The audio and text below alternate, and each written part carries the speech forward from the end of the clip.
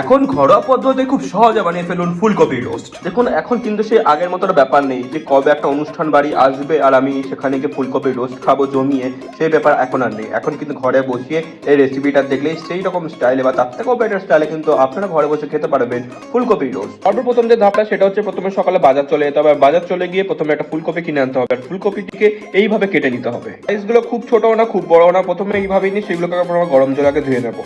তারপরে আরেকটা বাটি নেবো এবং সেই বাটিতে 2 চামচ পোস্ত দেবো এবং গরম জল ঢেলে তারপরে মিক্সিতে এইভাবে সেটাকে পেস্ট করে নেবো। তারপরে দুটো পেঁয়াজ নিয়ে নেবো এবং পেঁয়াজটি সেটাকে ভালো করে ধুয়ে সেটাকে এরকম সরু সরু ভাবে জুলিয়ান কাটিং করে দেবো। আর এই কাটিংয়ে কিন্তু পেঁয়াজ তাড়াতাড়ি ভাজা হয়ে যায়।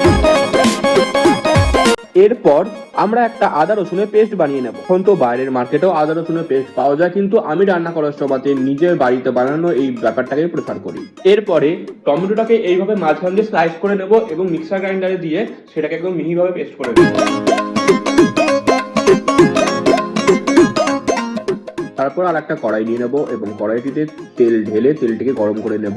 যে কেটে ধুয়ে রাখা ফুলকপিগুলো ছিল সেইগুলো এখানে কিন্তু ঢেলে দেবো।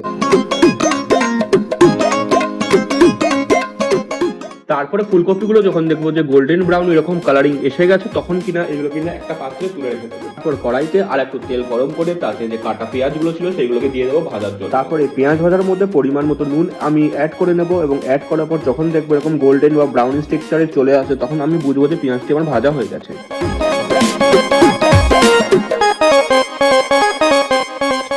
তারপরে যে পেঁয়াজটিকে আমরা ভাজলাম সেই পেঁয়াজটিকে একটা মিক্সার গ্রাইন্ডারে দিয়ে দেবো এবং মিক্সার গ্রাইন্ডারে দেওয়ার পরে যে পোস্তটা আমরা ভিজিয়ে রেখেছিলাম সেই পোস্তটাও দিয়ে দেবো তাতে।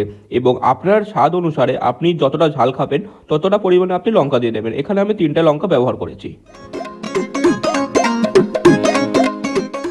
তারপরে কড়াইতে তেল নিয়ে কড়াইতে তেলটাকে গরম করতে দিয়ে তাতে 1 চামচ হিং, গোটা গরম মশলা, তেজপাতা এবং গোটা জিরে 1 চামচ দিয়ে দেবো এবং মশলাগুলিকে উল্টে পাল্টে আমি গরম তেলের মধ্যে ভেজে নেবো একটুখানি, কারণ যাতে তার ফ্লেভারগুলো তেলের মধ্যে ভালো করে চলে আসে।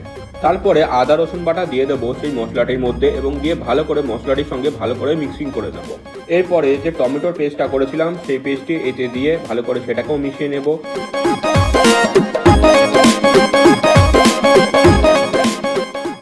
এরপরে ভাজা হয়ে গেলে তাতে একে একে দিয়ে দেবো হলুদ গুঁড়ো 1 চামচ, তাতে দিয়ে দেবো লঙ্কা গুঁড়ো 1 চামচ, ধনে গুঁড়ো 1 চামচ এবং তাতে দিয়ে দেবো ভাজা মশলা 1 চামচ। এবং ভাজা মশলার রেসিপি যদি আপনাদের চাই আমাকে কিন্তু কমেন্ট সেকশনে জানাতে ভুলবেন না, নিশ্চয়ই আপনার জন্য একটা ভাজা মশলার রেসিপি আমি করে দেবো। এরপর মশলাটাকে কষিয়ে যখন দেখবো এরকম একটা টেক্সচার এসে গেছে তখন এতে গরম জল ঢেলে মশলাটাকে উল্টে পাল্টে একটু পাতলা করে নেব এবং এতে অ্যাড করে নেব যে পেঁয়াজ এবং পোস্ত বাটাটা করেছিলাম সেটাকে। তারপরে মিশ্রণ থেকে ভালো করে একসাথে মিশে যাওয়ার পরে এরকম কিন্তু একটা টেক্সচার দেখবেন চলে এসেছে। এরপরে মশলার ওই জলটাকে নিয়ে একটুখানি মিশ্রণটাকে পাতলা করে নেব এবং পাতলা করে নেড়ে চেড়ে নেওয়ার পর তাতে আমরা অ্যাড করে নেব আপনার স্বাদ মতো নুন।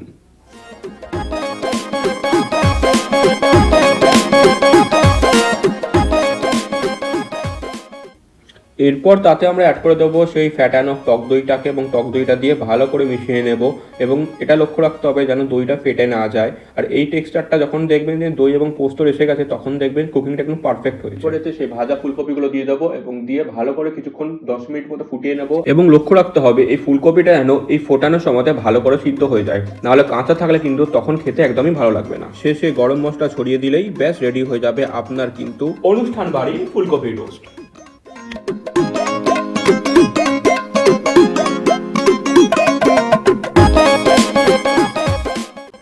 এরপরে একটা প্লেটে ভাতের সাথে আমরা এইভাবে এটাকে প্লেটিং করে নিয়েছি আর ওপর দিয়ে একটুখানি ধনেপাতা আমরা ছড়িয়ে দিয়েছি, দেখতে কিন্তু জাস্ট অসাধারণ লাগছিল। তারপরে আমরা এটাকে খেয়ে দেখলাম যে কেমন লাগছে। আমাদের কিন্তু খেয়ে এটা খুবই ভালো লেগেছে। আপনি কিন্তু পারলে এটাকে নিশ্চয়ই ট্রাই করবেন এবং আপনার পরিবারকে খাওয়াবেন এবং আমার কমেন্ট সেকশনে জানাতে ভুলবেন না যে আপনাদের এই রেসিপিটা কেমন লাগলো।